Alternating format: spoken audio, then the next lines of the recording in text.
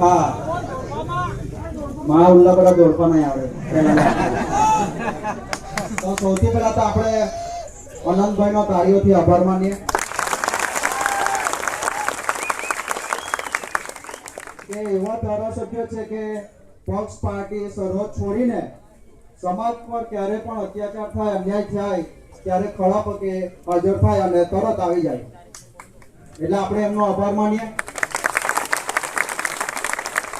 બીજું મારી વાત મોટા ભાગે કડવી જ હોય, જાણે મને સાંભળ્યું હોય એમને ખબર છે, અને આજે પણ હું એવી જ વાત કરી.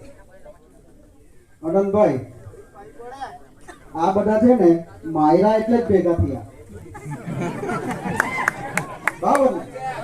આ માયરા તો જ ભેગા થયા તમે બધા. હમણાં એમ કે ચાલો સમાજનું એક કોઈ કામ છે આપણે કરવાનું છે, આવો મહુવા મામલતદાર ઓફિસમાં. કેટલા દેખાય આમાંથી? વધારે 5 નહીં દેખાય. આમાં તો બધા નવા ચહેરા જોઉં આજે. અમે તો 3 વર્ષથી લડતા છે ને ત્યાં જતા છે ઓફિસમાં. અમારી મને 10 જણા જાણીતા નથી દેખાતા 10 વર્ષમાં એ કોઈ દિવસ આવ્યા. એટલે તમને માર પડે ત્યારે જ તમે ભેગા થાય. તમારો સ્વાર્થ છે આમાં.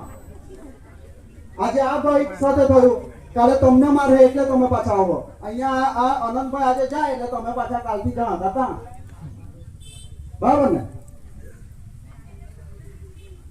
એટલે આપણામાં બદલાવ ક્યારે આવવો જોઈએ? આપણે જાગૃત ક્યારે થવાના?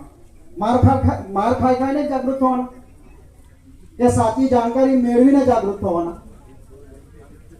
9મી ઓગસ્ટે કેટલા આવેલા આમાંથી? આ જો છે ને 10% પબ્લિકે હાથ ઊંચો નહીં કર્યો. હા તો એક તો કેમ કે 9મી ઓગસ્ટે નહીં આવ્યા ને આવેલા હોય તેનો ખબર નહીં કે મેં હું કામ આવેલો.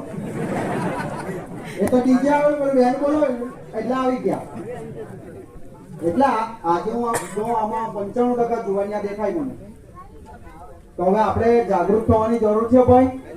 બધા જુવાનિયા જ્યારે કોઈ સામાજિક પ્રોગ્રામ થાય, સાંસ્કૃતિક પ્રોગ્રામ થાય ત્યારે આવો, જાણો. ત્યાં ખાલી નાચી કૂદીને ખાઈ પીને ભાગી જવાનું બંધ કરી. હવે આપણે મને તો ત્યાં સુધી ખબર પડી કે આ બોરવાડ સમાજ એસટી બની ગયેલો,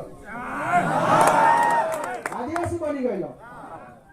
હે લાભ લઈ લીધા, ઘર બનાવી દીધું ને કદાચ એમને કાઢી કોઈ સરકારી નોકરી હો લાગી ગયો છે. તો વિચારો આવા તો આપણા મહુવા તાલુકામાં કેટલા આવે?